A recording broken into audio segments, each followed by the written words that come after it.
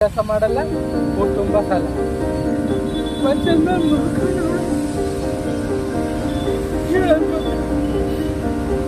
ಎಷ್ಟೊಂದು ಹೇಳಿದ್ರೆ ಬೇಡ ನಾನು ನೋಡ್ಕೊತೀನಿ, ಬೇಡ ಸುಳ್ಳೇನು ಹಾಕೊಂಡಿಲ್ಲ, ಏನು ಹಾಕೊಂಡು ಹೊಡೆದು ಬಿಡ್ಬೇಕಪ್ಪ ಅಂತ ಹೇಳಿದ್ದೆ. ಹಂಗೇನಾಗಿರೋ ನಾನು ನೋಡ್ಕೊತಿದ್ದೆ, ನಾನೇ ಸಾಯಿಸಿದ್ದೆ, ನಾನೇ ಹೋಗಿದ್ದೆ.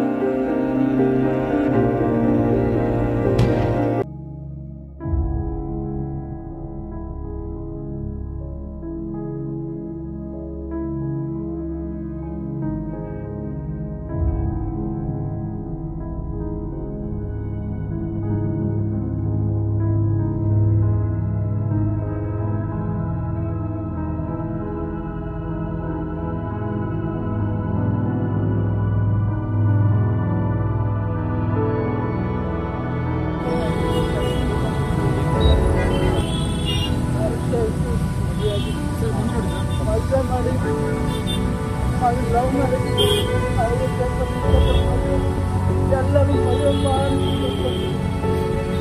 ಯಾವಾಗ ಮದುವೆ ಆದಾಗಿಂದ ನೆಮ್ಮದಿಯಿಲ್ಲ ಸರ್. ಯಾಕಲಾಗಲ್ಲ ನನ್ನೆಲ್ಲರೂ ಪೊಲೀಸ್ ಕಂಪ್ಲೇಂಟ್ ಆಗಿ ಇನ್ನೂ ಒಂದು ಕಂಪ್ಲೇಂಟ್ ನಾನು ಎಷ್ಟೋ ಸಲ ಹೇಳಿದೆ ಬೇಡ ನಾನು ನೋಡ್ತೀನಿ, ಬೇಡ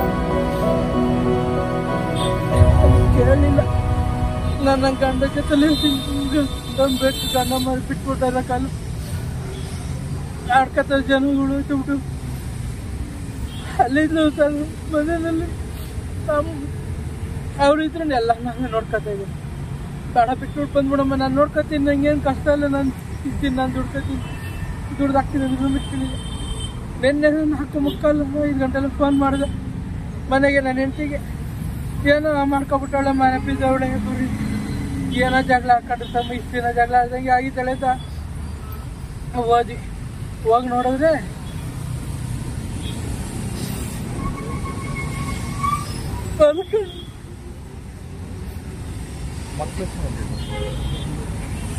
ಉಸಿರೇ ಇಲ್ಲ, ಒಂದು ಮಗು ಇದೆ ಸರ್, ಒಂದು ಮಗು ಹೆಣ್ಮಗು.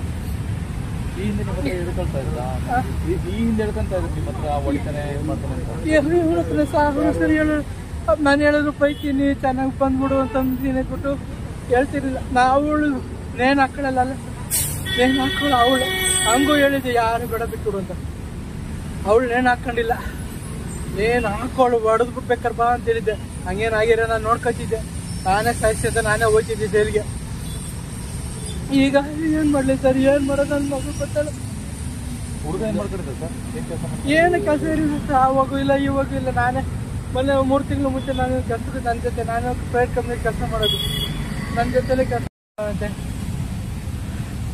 ಅದೇ ಮನೆ ಜಗಳ, ಮನೆಯಲ್ಲಿ ಕೆಲಸ ಮಾಡಲ್ಲ, ಊರು ತುಂಬ ಸಾಲ ತೀರ್ಸು. ಅವ್ರ ಅಮ್ಮ ತೀರ್ಸ್ತಾ ಇದ್ಲು, ಬಿಟ್ರೆ ನಮ್ಮ ಮನೆ ಹತ್ರ ಏನಾಗಲಿ ಮನೆಗೆ ಬರ್ಬೇಕು, ಏನಾದ್ರು ತಿನ್ಬೇಕು ಅನ್ನೋ ಕಷ್ಟ. 100 ರೂಪಾಯಿಗೂ ಬರೋಲ್ಲ ಸರ್. ಅವ್ರ ಅಪ್ಪ ಅಮ್ಮ ಯಾರು ಇಲ್ಲ ಸರ್? ಅವ್ರ ಅಪ್ಪನವ್ರೆ, ಅವ್ರ ಅಮ್ಮನವರೇ. ಅವ್ರ ಅಮ್ಮನೂ ಇವ್ರು ಮಾಡೋ ಸಾಲ ಎಷ್ಟು ತೀರ್ಸಲ್ಲ, ಇವ್ರು ಮಾಡೋದು ಅಷ್ಟೇ ಸಾಲ. ನೇರ್ಪಾಗಿದ್ದೀರಿ ಯಾಕೆ ಸರ್? ನಾನು ಮಾತಾಡ್ತಿರಲಿಲ್ಲ, ನನ್ನ ಮಗು ನನ್ನ ಮನೇಲಿ ಇರ್ತಿದ್ದ, ನನ್ನ ಕೈ ಅಳ್ಬೇಡಪ್ಪ ಅಂತಾಳೆ. ಅಲ್ವಂದ್ರೆ ಮನುಷ್ಯನ ನೋಡ್ಕೊಂಡು ಹೇಳೋದು ಮಾತ್ರ